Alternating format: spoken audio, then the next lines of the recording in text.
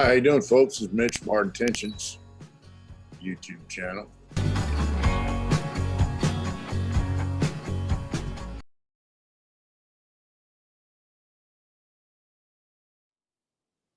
Hi, how you doing? It's Mitch from Hard Intentions YouTube channel. We also have HARDINTENTIONS.com where we sell T-shirts and other things that you might be interested in. So please check that out. Yeah, the other day I was talking to a friend of mine, and he'd been to the pen, and we're talking about where we're at now and how we got here and stuff. And we're saying, he says, you have to change everything. You have to change your whole everything. And I was just thinking, like, how do you do that? How did we do that? And people find themselves in situations they don't like being in or whatever. That's basically where I was at. I guess it starts with just, like being honest with yourself and saying, hey, I don't dig where I'm at. I don't dig where I'm headed, and I need to change. And that's kind of where shit started for me. But how we get there to begin with, where we were at, it starts from your whole life up to that point in time. Like we learn things growing up, and that's what we stick with. We stick with what's comfortable, right? When I was coming up, I got into dope and selling dope and using dope and partying, having a good time. So I thought, and using dope to make some money, and that's what I got comfortable with. And along with that came other things, like guns, buying stolen shit with dope and reselling it to get money to buy more dope, to sell dope, to party. It became a cycle that I continued even in prison. You continue selling dope in prison and using dope in prison. You do what you do on the streets. Once you get to prison, you don't want to stop doing what you're doing, what you were doing out in the world. So you just find a way to make that happen in the joint. So you get learned behavior, and so some people, their learned behavior takes them down a positive road. They have a decent life, or so it appears from the outside. We don't know what's going on inside of a person we see that's successful and whatever it is they're doing. We don't know, what's going on inside of them, inside their brain, inside their emotions and all that kind of stuff. But we see things that, for me, I saw things that I wanted to emulate, things that I aspired to be. And I figured the best way to get there was the path that I chose. And that path took me down, a direction that was totally opposite of what I thought I was going to be doing. It took me to prison. And so sitting in prison, I continued doing a lot of stuff I was doing on the street, like I said. But I reached a point in time where I thought, well, I want to change things, I want to change things up. So, I quit using, and, I wanted to continue with my artwork, like one of the artists that I used to follow was Frank Frazetta. I used to just love that guy's work. He does the fantasy art. He took fantasy art to turn it into fine art. That guy was really amazing. The guy started painting, went to art school. I think he lost his parents when he was a teenager, started doing little Abner comic strips, and then got into painting.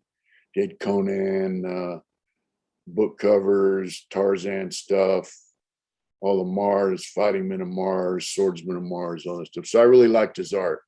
And I thought, well,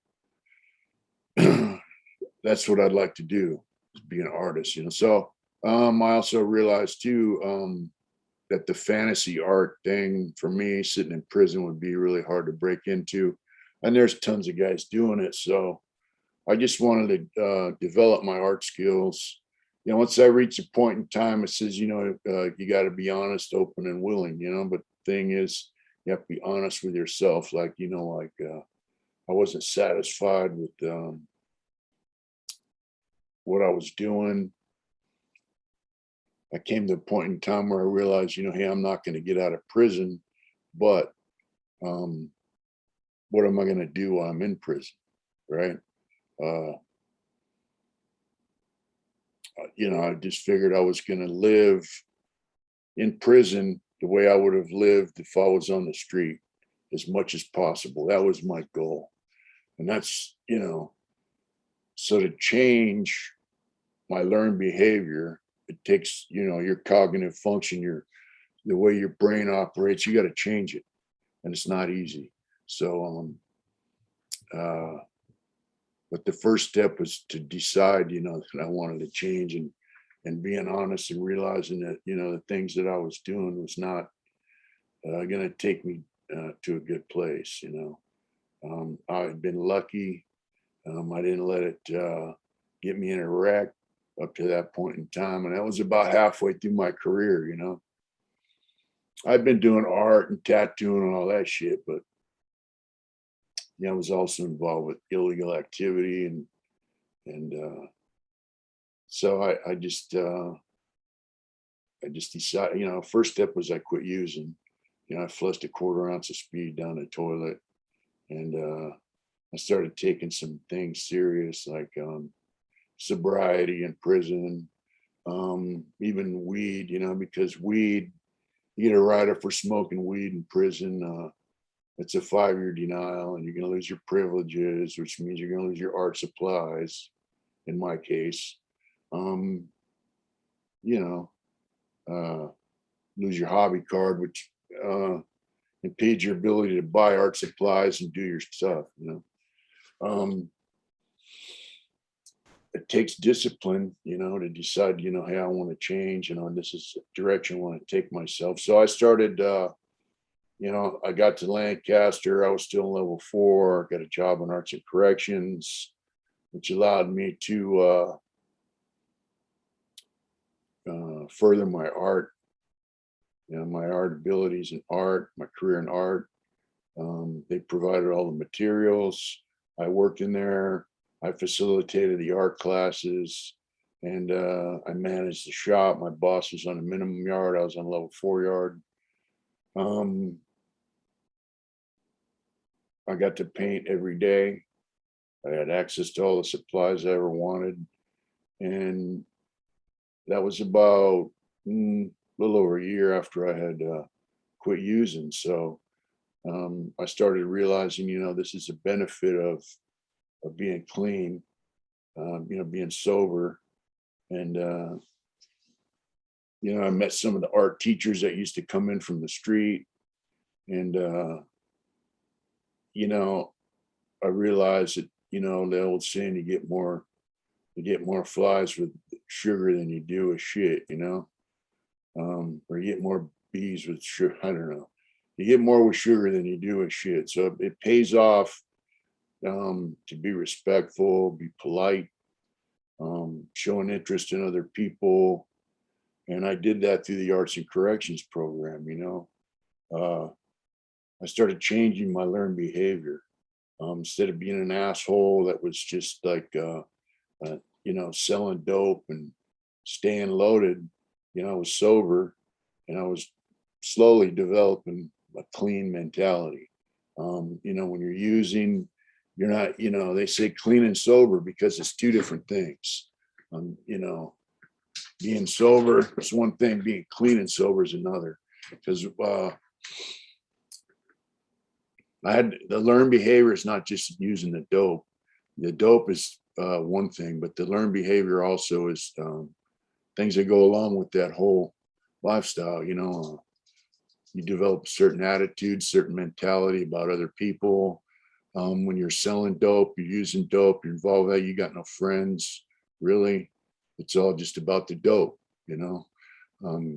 guys smile in each other's face, pat them on the back, hey bro, what's up? But really, it's all fake shit, because it's all, there's no,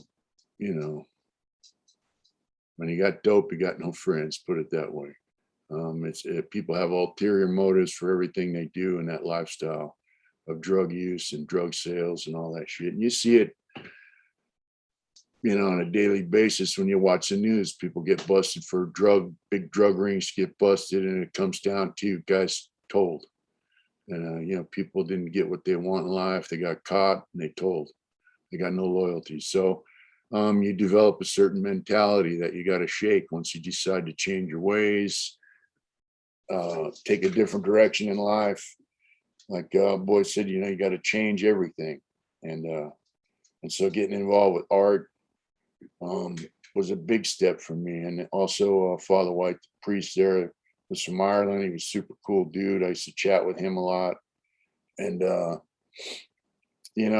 slowly start changing my associations. I'd hang out in the yard a little bit, but I didn't hang out in the yard with guys that were sitting around taking inventory on other people, bullshitting about, dope and what happened on another yard and so on and so forth. I was more chatting about, positive stuff, philosophy and art and, how to change your behavior. Other people that are on the same page, like, hey, they need to change their behavior, or maybe they had changed their behavior, or maybe they were in prison for something outside of the criminal element. They were just caught up in something that got them a term in prison. So they didn't really have, they hadn't developed the criminal mentality, the shitty cognitive functions that I did because of the things that I was involved in. And so I would chat with him. I would take things in the book and the programs that I was in, the 12-step stuff, pretty serious. We did a little study of them books. And later on, whenever there was self-help programs, I would get in them. And, my daily functions though in the art program was, I interacted with other people. I got the program opened up so guys could come in and paint several days a week, and you function with other people, and people start asking me, hey, how do I do this? How do I do that? And you help people get into art, teach them a little bit, and you interact with them. And that was a big step for me. But, I had to change everything to get where I'm at today. And, but in prison, it's also a balance, because you're living in an environment where people don't appreciate change. People don't appreciate a guy, stepping away from, negative, fucked up behavior and changing the way he lives. People in prison want you to, it's just like out here, certain elements of society want you to function with the herd. They want you to be the sheep in the herd, just like everyone else. Well, it's the same way in prison. Guys in prison that are caught up in negative bullshit, have no intentions of changing at the current time. They want you to be the same in there, function with the herd. Don't go against the grain. Don't tell the shot caller he's full of shit. If some guy comes up with some idea that, there needs to be some kind of activity on the yard that's not good, whether it's violence or taxing people or whatever, and you step up and say, I'm not with that, they don't like that shit. So it's a balance. You have to function in prison, and you don't have to go with the herd mentality, 24/7. But you have to find a fine balance, and then put your boundaries up. Like, just let it be known, like, this is my boundaries. Like, I'm down with, like, for me, If there was some shit jumping off on the yard, being white. So if the whites needed a representation on the yard, I'm on the yard. That's part of prison life. You can't escape. But when they come around and say, hey, so and so owes money for drugs, we're taking a collection. I'm like, hey, kick rocks. I'm not down with that shit. I don't use. That was the benefit of not using is, I could say, hey, I don't use, and I'm not paying somebody's debt because you're afraid there might be repercussions from another race if the guy doesn't pay his debt. Especially when these guys encourage them to go in debt because they're along for the ride. When some lame's getting put in debt to buy drugs, they're right there using them with them. They're encouraging him to go in debt. So, I could say, hey, fuck you and that guy's debt, and what are they going to say? If they come at me sideways, I'm in the right, I'm going to win. So, bring it.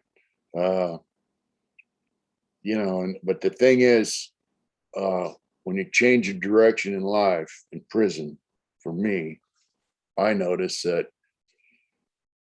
this thing you're involved with, the farther you go this way, the farther this is away from you. So guys that are still involved with negative shit, they're gonna, as you take 2 steps in the other direction, they're gonna take a step away because they know you're not involved. They're not going to ask you about drugs. They're not going to ask you about violence. They're not going to ask you about nothing. And that's kind of good because it allows me to do what I got to do to get where I want to be.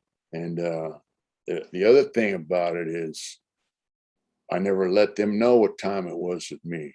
Like, hey, you kind of played dumb on one hand, like, hey, I'm just doing this, and they think, oh, that guy just over there doing that. But a little did they know, I had a little homeboy suiting me up with some pieces. So I had weapons on the yard if it went there. They didn't know that. They just figured I'm just some old dummy doing his artwork that got burned out on life in prison, So even though I'm going in this direction, I'm still got a foot, where it needs to be because of the environment that I lived in. Of course, out here in the world, it's a whole different story. The facade you keep up with people that might interfere with things you want to do, it's not as strong. There's not as many people out here in the world trying to fuck up your program. Yeah, but it's a different thing in prison. You got to maintain a certain facade, if you will, with the negative aspect of prison, just to survive. So, I had already had that, and it really wasn't a facade at one point. It was me, and so as I started changing, I just kept that up to a certain degree. Like, hey, I let it be known, like, hey, if you fuck with what I'm doing, there will be consequences. But the farther away you get from the negative behavior, the farther it moves away from you. Guys ask me, hey, how come you didn't join a gang and stuff? Well, it's the same thing. Like, to be involved with that, you got to want to be involved with that. You have to express an interest in what's going on in the yard politics scene and what's going on with the dope sack and, how do I get high? And, you have to express a desire to be involved in that, in the negative aspect of prison life. And once you do that, you're in. That door is wide open for anyone that wants to step through it. So the farther away you move from it, the farther it is removed from you. But like I said, I needed to maintain, a foothold in reality, which is, and the reality is, you're in prison, and there's the rules of the administration, and there's the rules of the yard. And so you got to follow the rules of the yard, or you're going to get in a wreck. Um, so, but I would go to, they had a program at CMC West. I went to, and I forgot the name of it, but I went in, and there was these women came in. They're from the church in LA, Catholic people, and this lady's there, hey, shaking people's hands, hi, and a big smile. I told her, hi, how you doing? And it's like restorative justice type of thing, and so we go in there, and these people are basically talking about what it was like to be victims of crime, and that people who commit crimes basically make bad decisions, and they do need to be held accountable for it, but not forever.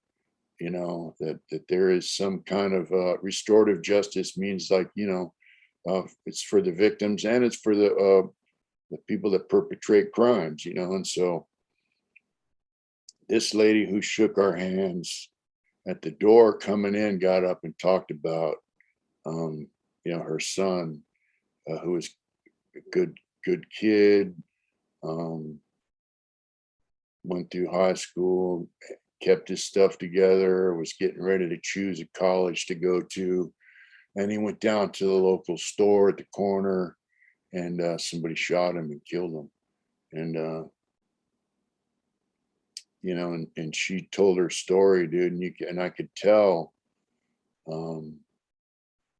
it was a heart-wrenching story. It hurt her bad. I was her baby boy getting ready to go to college, and someone took his life. But her humility and her ability to say, hey, like, the guy who shot her son never got caught. And she was like, what if you could meet that guy? And she was like, she's like, I would want him to give honor to her son. That's what she was saying. And like, she would forgive the guy and encourage him to get his life together in honor of her son's life that was lost. But her whole story just blew me away, that she would be able to forgive the person. And there was other stories being told there by these people that came in. That's one thing that really stood out to me, man, is that as someone that was involved with a crime that someone lost their life in, there's certain when it first happens, you're like, the guy knew the job was hard when he took it. You kind of put up that facade like it ain't no big deal. But later on in life, you realize, what's done is done. I still got my life.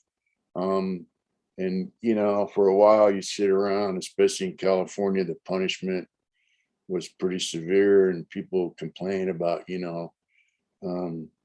the punishment doesn't suit the crime. They've overpunished us. They treat, and we complain a lot about nobody was getting out of prison and so on and so forth. But, once I started to change my,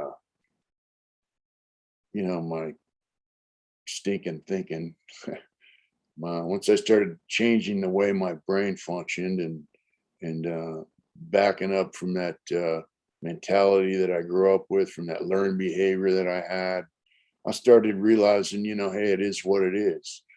Politics, they have learned behavior too.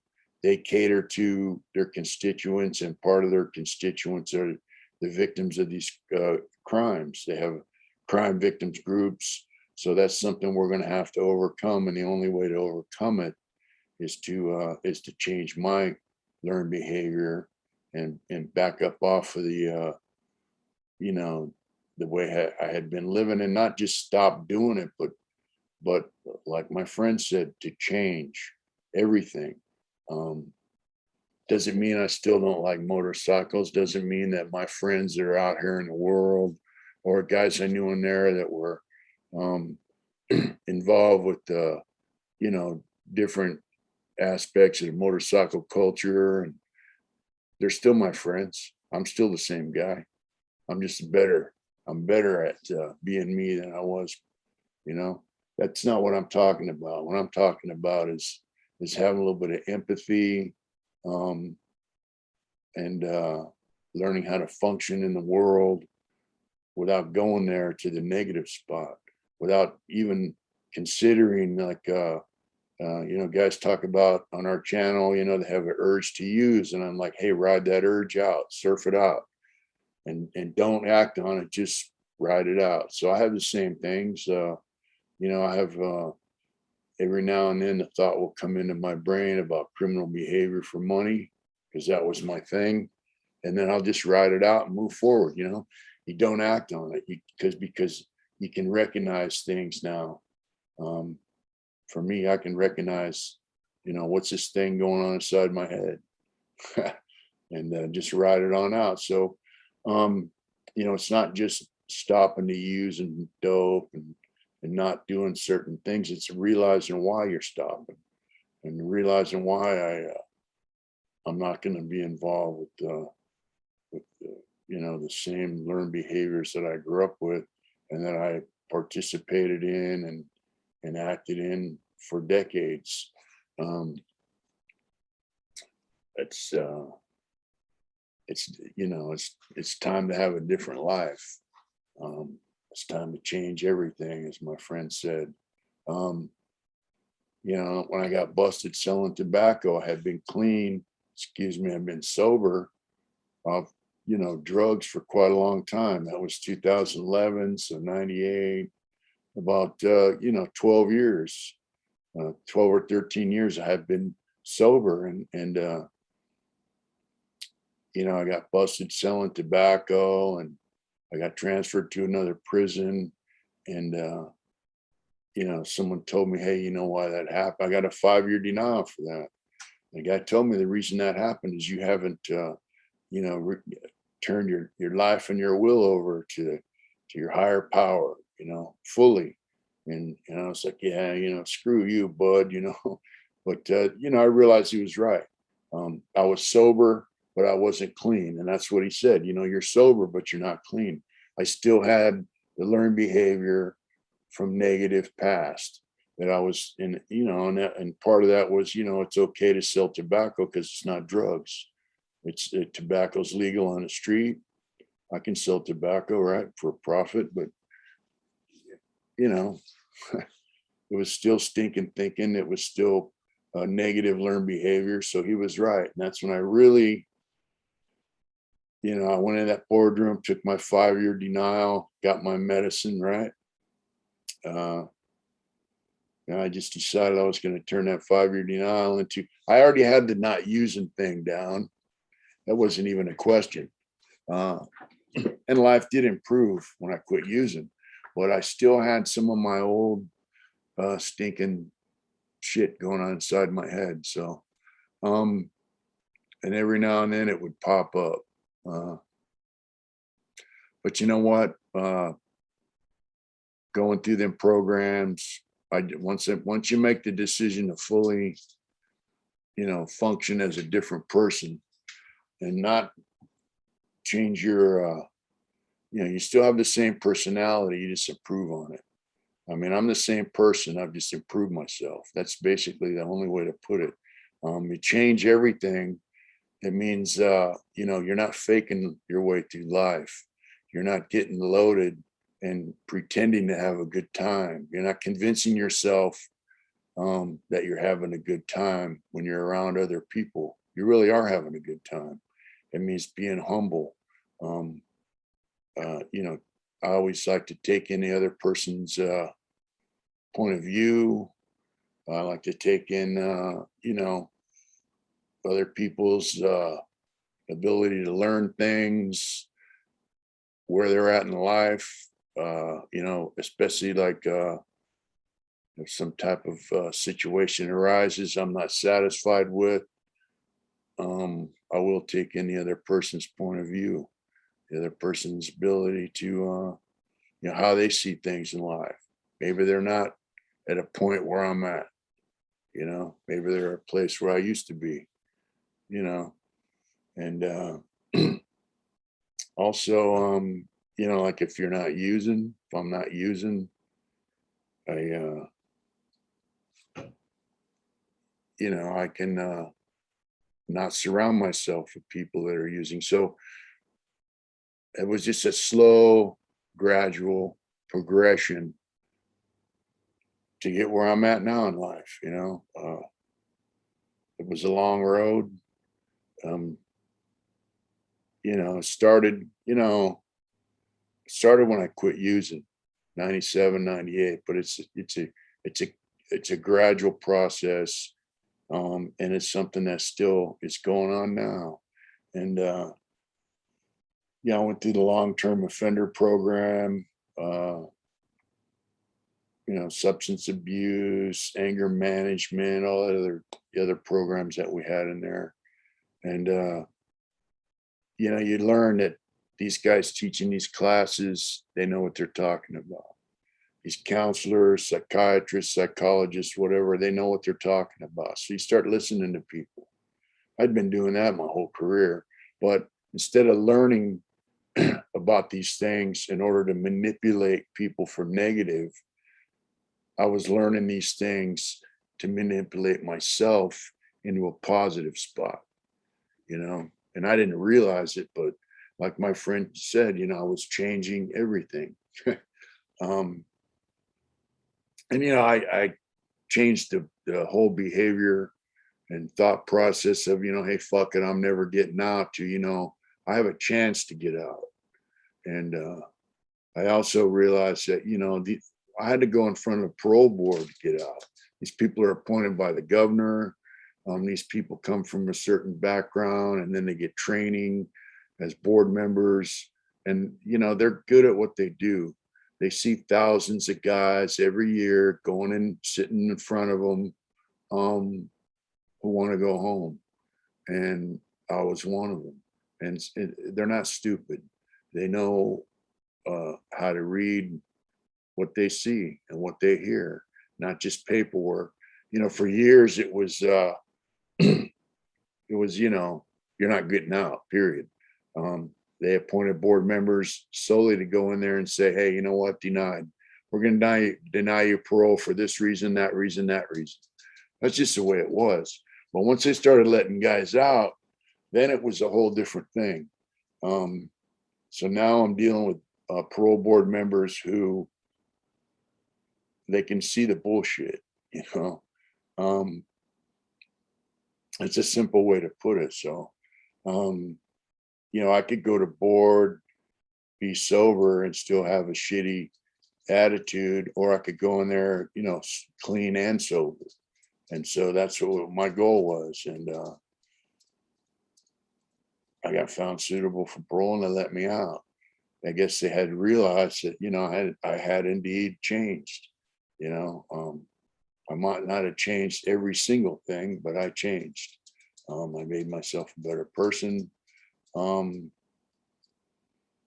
through, the programs available, and through self awareness.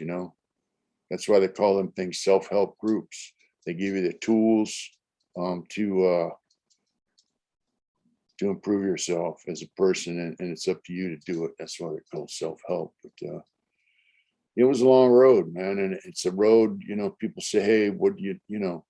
I still learn shit every day in my life out here in the world about how to live and about other people and how to function in the world. Um, the key to me was humility, to be humble enough to realize, where I was at in life and where I wanted to go, and to be honest with myself, and to realize, what I needed to change about myself, to be open to other ideas, other avenues, and to be willing to take the steps and do the work to get the results. And trust me, I tell people all the time, hey, look, especially youngsters, if you're in a spot you don't want to be in, nobody wants to go to prison. If you're in a situation where you feel like the behavior you're involved in might take your life down a direction you don't want to be in, you don't want to go to prison. It takes work to get up out of that situation, and you can do it, but it's not easy. No one said it was easy, and but you can do it. We got guys in our channel that come on and say they want to use, guys on our lives. They've gotten encouragement from all our subscribers and members, and now they're like, hey, I've been clean for 9 months, been clean for a year. They tap in on our lives, and they're putting in work to stay clean. It's just it takes work. I was like, I tell people, man, I can't believe they're letting me out. And I say, hey, dude, you did the work. You deserve it. And, once you do the work, man, you deserve the results. So, and you're not going to get the results unless you do the work. It's just like learning my art, this thing you see in the background behind me. It's work. It took work to get to a place in life where I could paint things that I want to paint. And that's something that I'm continuously learning and growing with too. I'm not people say you're a great artist. I'm like humble. I'm like, wow, that's cool. Because I don't think I'm that great of an artist. But it takes work. Everything in life you want to do is going to take some work. If you want things in life, you're going to have to work for it. And it starts by working on yourself as a person, a human being. Find some self-help programs. There's a lot of them out here in the world that are free. Talk to people, tell them what you want to do. People that care about you will point you in the right direction, and take advantage of it. Get out there and do it. And do it hard. That's the whole thing behind Hard Intentions. Do it hard. Don't do it halfway. Don't do it sissified. Do it right. And you'll get there. I'm still getting there. I'm in a good place, and I'm continuously working to get to an even better place. So if I can do it, look, I sat in prison for 38 years, 6 months, and a few days, but who's counting, right? And at one time I had an attitude that said, I'm never going to get out of prison. So if I can do it and get to this point in life from where I was, you can do it. It takes work, but you can do it. You can get there. And it's a fun road to be on, man. If you dig challenges, and you dig results, it's fun. You'll enjoy it. So get out there and do it hard. Thank you.